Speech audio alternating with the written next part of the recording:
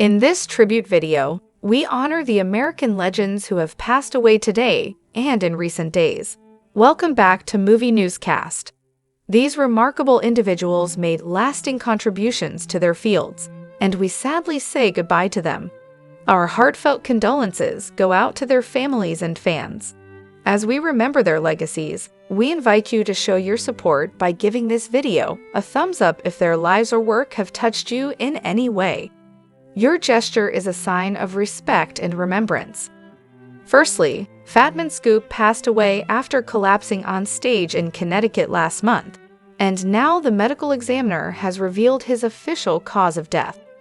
A rep for the Connecticut Me's office tells TMZ Scoop, born Isaac Freeman Ie, passed away from hypertensive and atherosclerotic cardiovascular disease.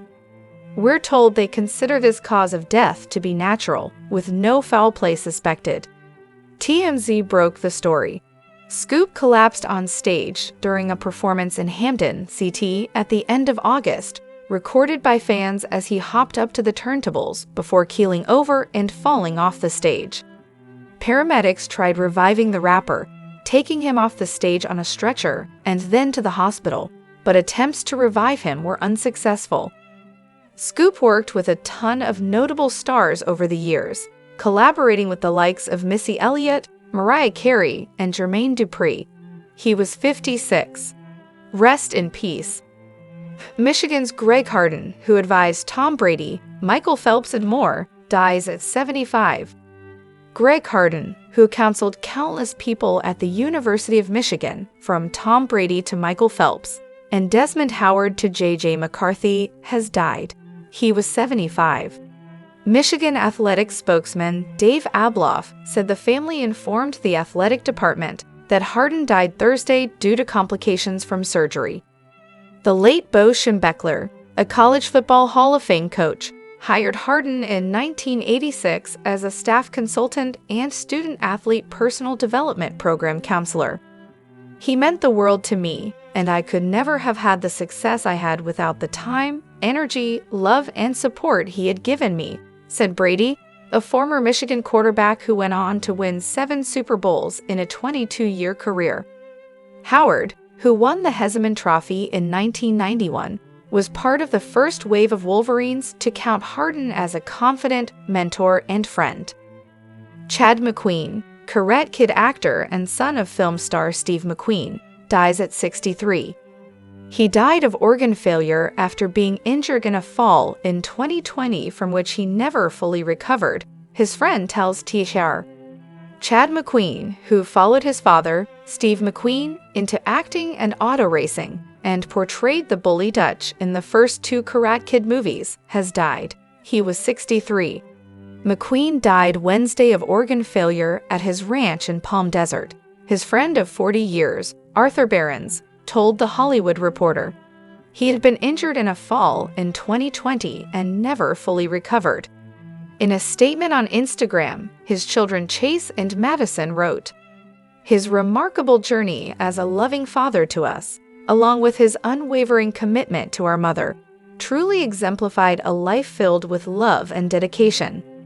His passion for racing not only highlighted his exceptional talent, but also served as a way to honor his father's legacy, a testament to the values instilled in him." Chad's survivors also include his mother, his second wife, Jeannie, another son, Stephen, an actor known for his work on The Vampire Diaries and the spin-off Legacies, and his grandson, Michael.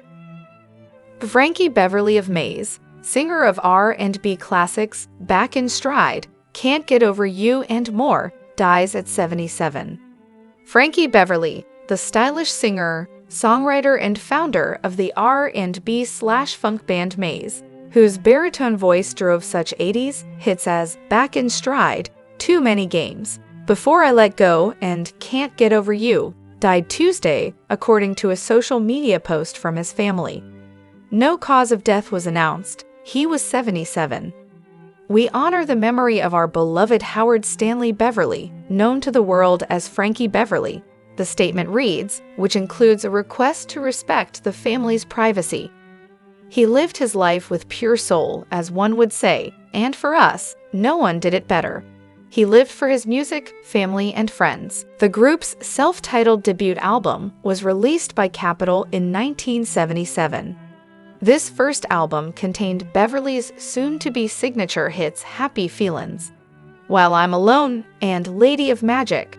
After releasing the above-mentioned hits via 5 more albums for Capitol, the group left for Warner Bros. In 1989, where they recorded Silky Soul, a tribute to Gay. Although the group released its last studio album in 1993 with Back to Basics, Beverly Mays music was sampled heavily by early hip-hop artists. Most notably, Rob Bass and DJ E-Easy Rocks used of the chorus of Mays' Joy and Pain for their 1988 single of the same name. Beverly and Mays continued to tour over the decades, finishing with a retirement tour that concluded this year with an emotional performance at Philadelphia's Dell Music Center in July. James Earl Jones, dead at 93. Award-winning actor voiced Darth Vader in Star Wars. Mufasa in The Lion King appeared on The Simpsons multiple. Award-winning actor James Earl Jones died Monday, Fox News Digital confirmed. He was 93. Jones was known for his voice role as Darth Vader in the Star Wars franchise, in addition to Coming to America, Field of Dreams, and The Hunt for Red October. The star of stage and screen passed away this morning at his home in Dutchess County, New York, surrounded by family, his representative shared in a statement to Fox News Digital. Jones is one of the few entertainers to have earned the coveted EGOT, Emmy, Grammy, Oscar, Tony during his career. He received 2 Primetime Emmy Awards, a Grammy Award, and 3 Tony Awards. He was nominated for an Oscar for Outstanding Lead Actor for his role in The Great White Hope, and was given an honorary Oscar at the 2012 ceremony. In addition, Jones was a 2-time Emmy winner and 8-time Emmy nominee. Jones won both of his Emmy Awards in 1991 for Outstanding Lead Actor in a Drama Series for his role in Gabriel's Fire, and for Outstanding Supporting Actor in a Miniseries or a Special for his role in Heat Wave. He was a Kennedy Center honoree in 2002 and received Lifetime Achievement Awards from the Screen Actors Guild in 2009 and the National Board of Review in 1995. Mets legend Ed Kranepool, member of 1969 World Series team, dead at 79. Mets announced Kranepool suffered cardiac arrest in Boca Raton, Florida. New York Mets legendary first baseman Ed Kranepool, who played all 18 years in MLB with the team since its inception in 1962, has died, the team announced on Monday. The Mets announced that Kranepool suffered a cardiac arrest in Boca Raton, Florida, on Sunday. He was 79 years old. "We are incredibly heartbroken to learn of Ed Kranepool's passing," a statement from Mets owners Steve and Alex Cohen read. He was an original Met who debuted at age 17 in 1962. After starring at James Monroe High School in the Bronx, he would go on to play for his hometown team for the next 18 years, the longest tenured player in franchise history, appearing in 1,853 games with the Mets. "Eddie was a big bonus baby, and I wasn't," Jones added. "He never had an ego and was just one of the guys. He was a wonderful person." Kranepool was 17 years old when he signed with the Mets in 1962, playing just 3 games for the organization that year before a larger role in 1963, when he played 86 games. Former Clemson wide receiver DeAndre Overton has died, the school announced Saturday afternoon. Overton, a 2-time national champion with the Tigers from 2016 to 2019, was 26 years old. No cause of death was given. Overton signed with Clemson in the class of 2016 as a 4-star prospect out of Page High School in Greensboro, North Carolina. Across 4 seasons with the Tigers, he totaled 52 receptions for 777 yards and 7 touchdowns, serving as a reserve during the program's 2016 and 2018 national title runs. Overton was voted a permanent team captain in his senior season in 2019.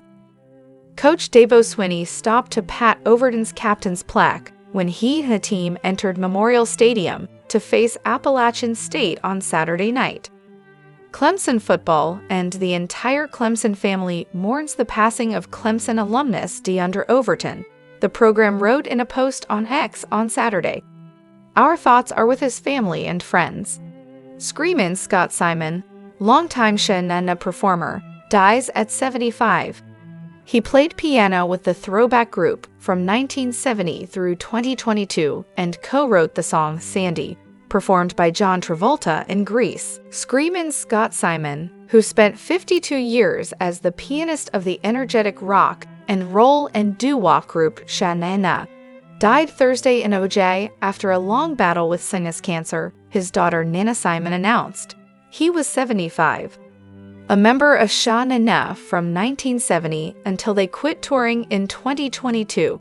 Simon sometimes played the piano with his feet as he belted out such hits as Jerry Lee Lewis' Whole Lotta Shakin' Goin' On and Danny and the Juniors at the Hop.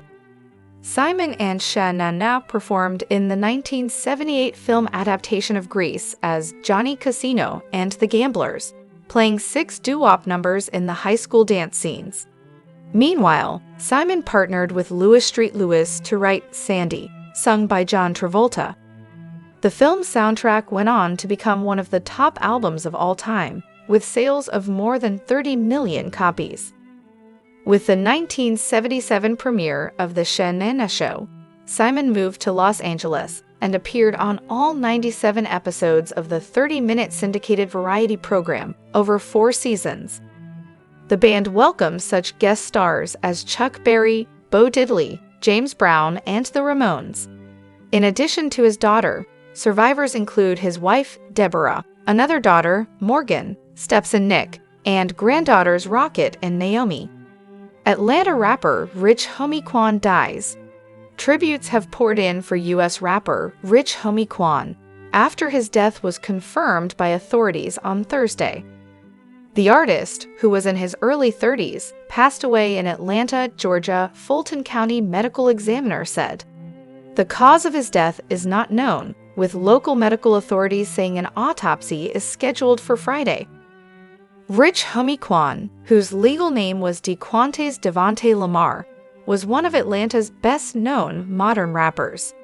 He became a huge name in the rap scene in the mid-2010s, finding mainstream success with the 2013 hit Type of Way, which he followed up with the popular flex, Ooh Ooh Ooh, in 2015. He was nominated for multiple BET and BET Hip Hop Awards, such as Best New Artist and the People's Champ Award. He also collaborated with several big names in the industry, including 2 Chainz, Young Thug, Gucci Mane, and Trinidad James. Born in October 1989, Rich Homie Quan was the oldest of 3 siblings and was raised in a single-parent home, according to Atlanta gig venue Masquerade. He originally dreamt of becoming a baseball player, but eventually turned to music.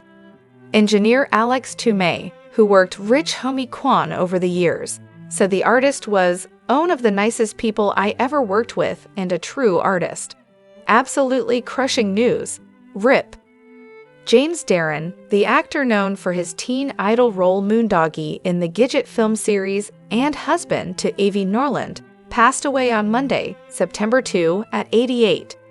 Jim Morate, Darren's eldest son through his marriage to his first wife, Gloria Terlitsky, provided The Hollywood Reporter with a statement about the actor's death. Darren was initially taken to Los Angeles Cedars-Sinai Medical Center for aortic valve replacement surgery, but could not undergo the procedure due to his frail condition.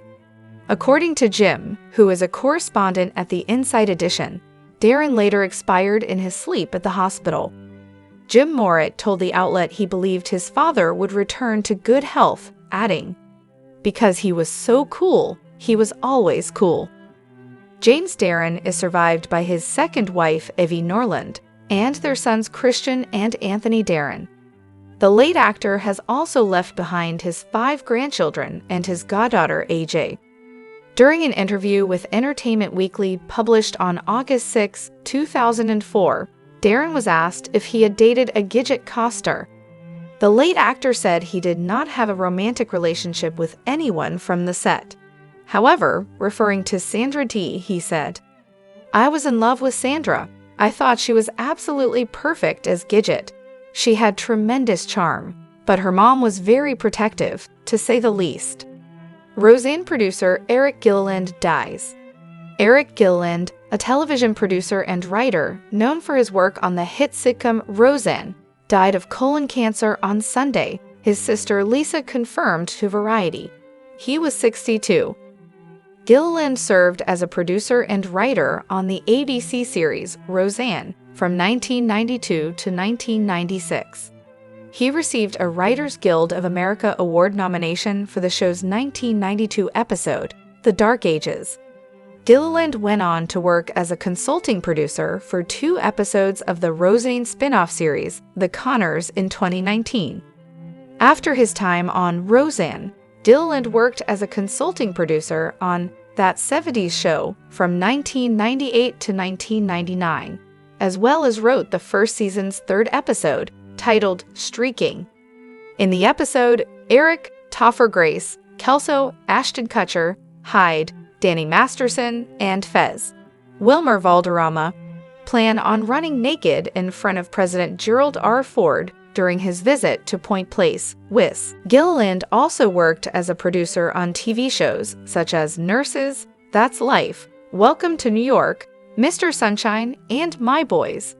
He wrote episodes for many of these series, including 4 episodes of the TBS sitcom My Boys and 2 episodes of the short-lived ABC sitcom Mr. Sunshine, starring and co-created by Matthew Perry. Actor Dan Bucatinsky called Gilliland brilliant, sweet, kind, funny, generous in his tribute on Instagram. He continued, "His legacy is the wake of love he generated from so many friends." All My Children star Alec Musser passes away at 50. Alec Musser, best known for playing Del Henry on the ABC soap opera All My Children, has died. He was 50. The actor's fiancée Paige Press took to her Instagram stories on Saturday to share the news of his death. She also told TMZ that Musser died Friday night at his home in Del Mar, California. A cause of death was not revealed. "Rip to the love of my life," Press wrote in a series of posts, which also included photos of them throughout their time as a couple. "I will never stop loving you. My heart is broken. Today is the worst day of my life. We were so happy," she added before addressing Musser directly in another post. "You were the best fiancé I could have ever asked for." Born April 11, 1973, Musser went on to win the 2nd season of the reality series I Wanna Be a Soap Star, which is how he scored his role on All My Children from 2005 to 2007. Musser's other acting credits included the 2010 movie Grown Ups, which starred Adam Sandler, Kevin James, Chris Rock, David Spade, Maya Rudolph, and Salma Hayek. Actor Ted Danson has shared an insight into how his relationship with ex-wife Casey Coates was affected by her stroke. Cheers star Danson and producer Coates wed in 1977. 2 years later, while giving birth to the couple's first daughter Kate, Coates experienced a massive stroke that left her paralyzed on her left side. While Danson was by his wife's side to help in her recuperation, and the couple later adopted another daughter together, the actor has now admitted that their relationship was profoundly affected by the stroke in unexpected ways. During the latest installment of his podcast, Where Everybody Knows Your Name, Danson told guest Jeff Bridges that he and Coates, who divorced in 1993, would often argue with one another over the new reality they found themselves in.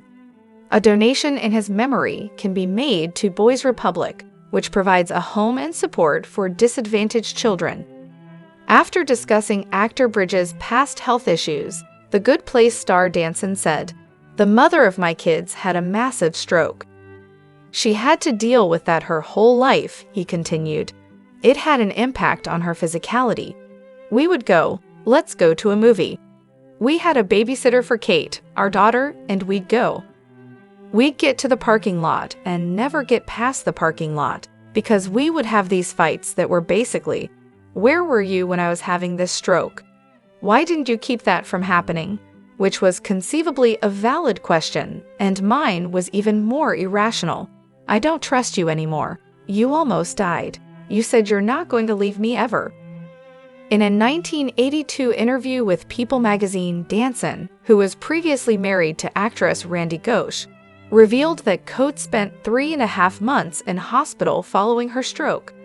The actor told the publication that he slept on the floor of the hospital room for the first 3 weeks of her stay. "A neurosurgeon told me she would be lucky to walk again," Danson recalled at the time, as Coates also candidly discussed the trauma she endured. "I couldn't bear to be alone. It was too devastating," she told People. "For the first month, I did nothing but cry.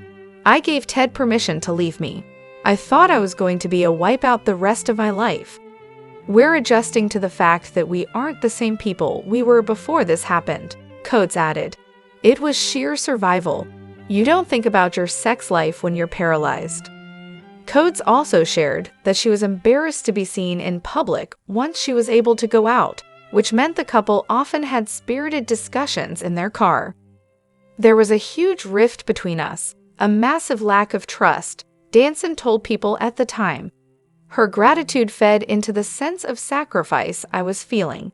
However," he added, "my commitment and depth of love for her are sure a lot richer." Danson and Coates divorced in 1993. At the time, Danson was in a relationship with his maid, in America co-star Whoopi Goldberg,